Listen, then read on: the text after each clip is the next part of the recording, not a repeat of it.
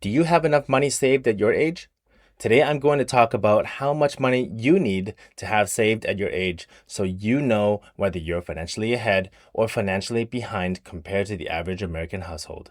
And stick around for age 50 because that's the one where the IRS actually hands you a legal cheat code most people never use.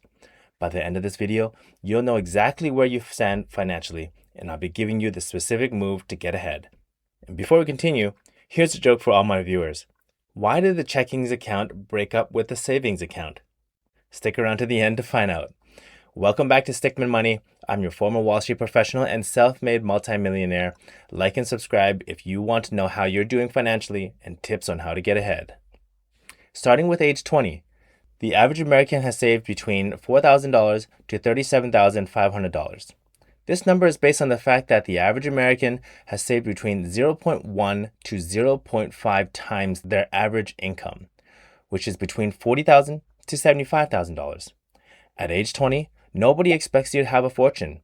This number was never about the dollar amount. It's about the habit. Two things actually matter here. First, build an emergency fund. Even $1,000 keeps a car repair from turning into a debt spiral. Second, start investing something, even $50 a month. That's it. And that's because your money has a lot of time to compound. Money invested at 20 has 40 plus years to grow. Money invested at 30 only gets 30 years. That 10-year head start is worth more than almost any raise you'll ever get. If you're behind at 20, relax. This is the most forgivable age to be behind in your entire financial life. Time is the asset here, not money. At age 30, the rule of thumb is that the average savings amount should be 1 times your annual salary.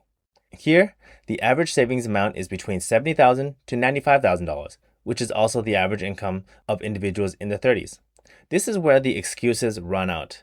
I've coached people through this exact stage, and the mistakes I see over and over is that these people are saving, but they're not investing. The other mistake? Ignore the 401k match from your employer. Because if your employer provides a financial benefit for contributing to your 401k, you are literally turning away free money. Nothing on Wall Street beats that. Nothing. So are you behind at 30?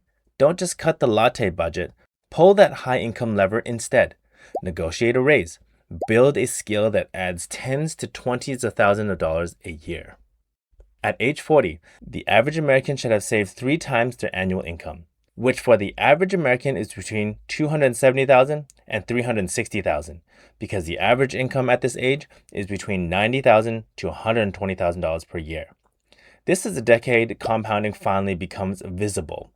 It's also where the cost of skipping your 20s and 30s becomes visible too. The people who hit this number automate everything. No willpower involved. The money moves before they can spend it. They also stop keeping everything in one account. A 401k, a Roth, or maybe even real estate. Multiple buckets, not one basket with one set of tax rules. So are you behind at 40? One lever to get ahead probably isn't enough anymore. You likely need to raise your savings rate and your income at the same time. You still got 20 plus working years. That's enough time, but it means moving on 2 fronts to catch up on the opportunity lost during your 30s and 40s. Moving on to age 50. Here, the average savings should be between $510,000 and $690,000. That is based on the fact that you should have 6 times your average income saved up. And for the average American in the 50s, that's between $85,000 and $115,000 per year. At 50, the IRS gives you a legal cheat code, the catch-up contributions. You're now allowed to put in significantly more to your 401k and IRA than young savers. If you're behind, this is the single biggest lever that tax code hands you. For example, 401k contributions in 2026 is $24,500, while those at age 50 can contribute an extra $8,000 to a total of $32,500, pre-taxed and growing tax-free. So are you behind at 50?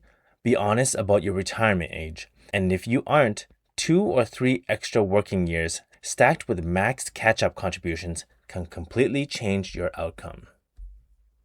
And finally, at age 60, The average savings should be between $400,000 to $600,000. This is calculated as 8 times of your annual income, which for the average American is between $50,000 to $80,000. At this point, the question flips. It's not how much I can save anymore. It's how do I make this last? Shift towards capital preservation, but gradually, because if you go too conservative too fast, you end up sacrificing growth that you may still need. To avoid this, understand your Social Security timing. Claiming at 62 versus 70 can swing tens of thousands of dollars over your lifetime. And build an actual strategy to which accounts you tap into first, because a bad market in your first retirement year can do more damage than people realize. So are you behind at 60? You still have options. Things like delaying retirement, delaying Social Security, downsizing, and even part-time consulting. It's not too late, but the plan needs to become specific now, not aspirational. So there you have it. The savings amounts that the average American should have saved or invested at each decade. Are you ahead or are you behind? If you're behind, take a breath. These are benchmarks, not a verdict on your life. What matters is trajectory, not a single snapshot. Someone behind at 40 who is aggressively closing that gap will beat someone who was on track and then coasted. The only real mistake is not knowing where you stand. So now you do. So drop a comment below. Tell me whether you're behind on your savings target. Was it what you expected?